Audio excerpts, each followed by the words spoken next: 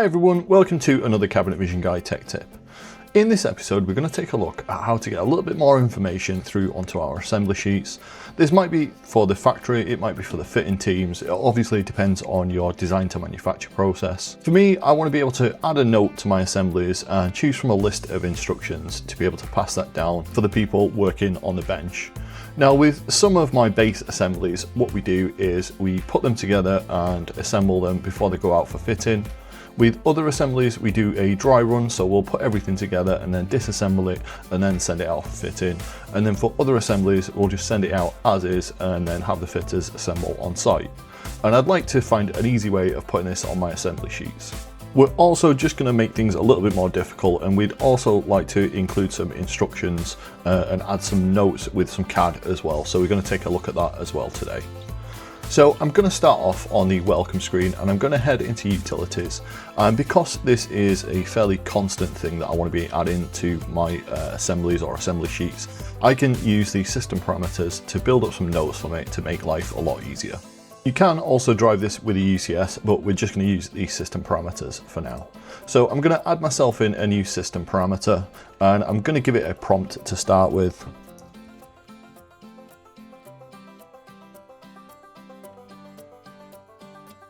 If I can spell today, and I'm going to call this one base assembly instructions, and I'm going to give it a parameter name.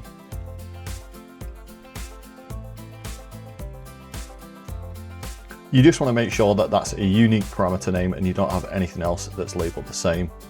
We're going to change the type to text, and we're going to change the class, and I only want to apply this to base assemblies, so I'm going to choose from the list and I'm going to select base assemblies. You can choose to apply this to all cabinets, base assemblies, upper cabinets, tall cabinets or vanity. And we're going to change the style from an attribute to a note. Now what I could do is I could just include the value in here and then type it in on an assembly by assembly basis, but I want to include a choice for this because I know what the predefined results are. So what I'm going to do is I'm going to open my list and I'm going to type LST and then just close that off. And we just include that in angle brackets. So I'm going to start to put our choices in. So I'm going to put assemble on site equals. Now normally with the choice list we'd set this to 1, 2 or 3 if we were driving this through a UCS, but because we want to bring it out on an assembly sheet, what we're going to do is we're going to equals and then I'm going to put assembly on site again. And then we're going to put our next one in. And we're going to put dry assembly. And we're going to put equals and then again dry assembly.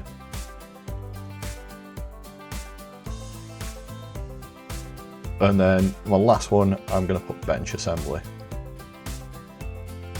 And again, I'm going to put equals and then the same thing again.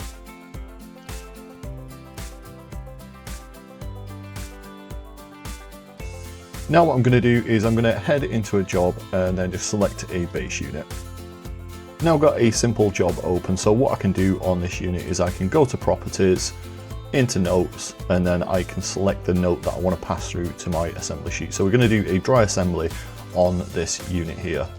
So to include this in our assembly sheet, if we go into the drawings page and into drawings library, you'll see that my standard assembly, or my standard assembly sheet, should I say, already includes a note. So I've got one with no notes and I'll just show you how to add that in.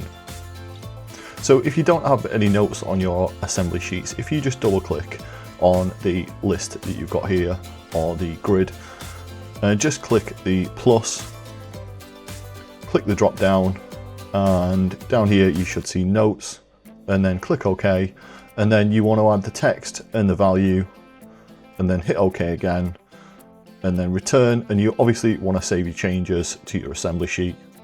And then if we go back to reports, into assembly sheet, and I'm going to change this one and then send this through to the drawings page. And you should see we've now got a section for notes and we've got base assembly instructions and then our dry assembly. Now, if we don't have any predefined instructions that we want to add, we can always choose to add a note manually. So if I go onto the properties for this assembly, into parameters, and then select add, select the type as text, then we can give it a name.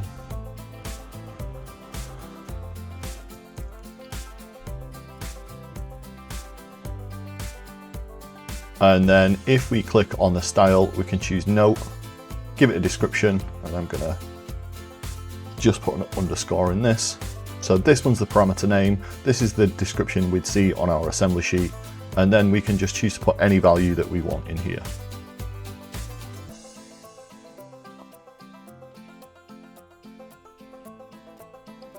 And if we send this through to the drawings page again,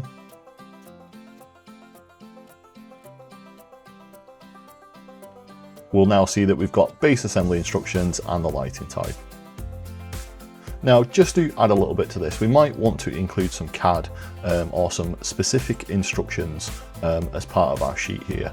So what we can do is, if we want to, we can double click on this item and we can choose to add leaders into this if we want, or if we want to send the assembly page straight down for printing, we can do this on the assembly level itself. So if I go to edit, and if I go into end view, for instance, and then into CAD, I can choose a leader. Now we've got assembly leaders and we've got text leaders. I'm going to use a text leader today.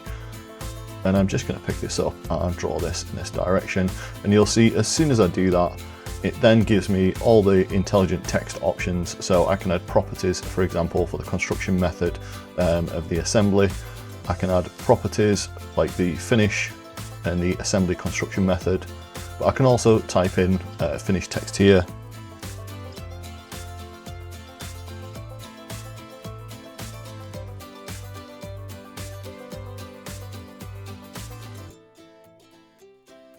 And then when we send this through to the drawings page as part of the assembly sheet, our CAD will appear on there as well.